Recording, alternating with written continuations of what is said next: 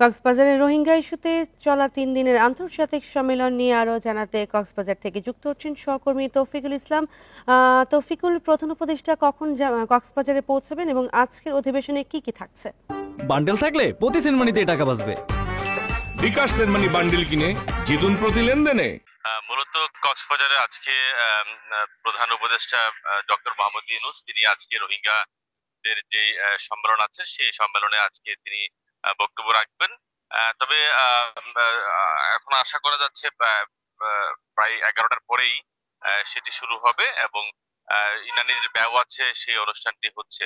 মূলত রোহিঙ্গাদের সংকট এবং তাদের কিভাবে যে প্রত্যাবাসন সহ অর্থাৎ তাদেরকে মান বাড়ানো কিভাবে যায় এসব বিষয় নিয়ে মূলত এইবারের যে সম্মেলন সেই সম্মেলনে আসলে বিভিন্ন দেশের প্রতিনিধিরা উপস্থিত আছেন।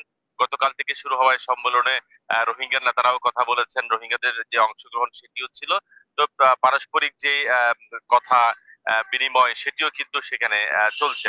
তবে আপনি জানেন আজকে রোহিঙ্গারা আজকের দিনটাকে রোহিঙ্গা গণহত্যা দিবস হিসেবে ঘোষণা করেছে।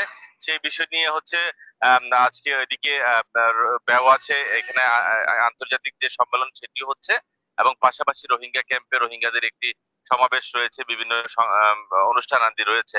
পাশাপাশি একটি বিষয় বলে রাখি, রোহিঙ্গা প্রত্যাবাসনের অনেকটি বছর পার হয়ে গেলে কিন্তু এখনো পর্যন্ত রোহিঙ্গা প্রত্যাবাসনের যে কার্যক্রম সেটি হয়নি। নতুন করে কিন্তু মিয়ানমার থেকে আবার দেখেছি 1,50,000 চেয়ে বেশি রোহিঙ্গা বাংলাদেশে অনুপ্রবেশ করেছে। ওপারে সংঘাত সহিংসতা চলছে, আরো নতুন করে রোহিঙ্গা অনুপ্রবেশের আশঙ্কাও কিন্তু রয়েছে বলে আমরা জানতে পেরেছি। রোহিঙ্গা ইস্যুতে চলা 3 দিনের আন্তর্জাতিক সম্মেলন নিয়ে জানাচ্ছিলেন সহকর্মী তৌফিকুল ইসলাম।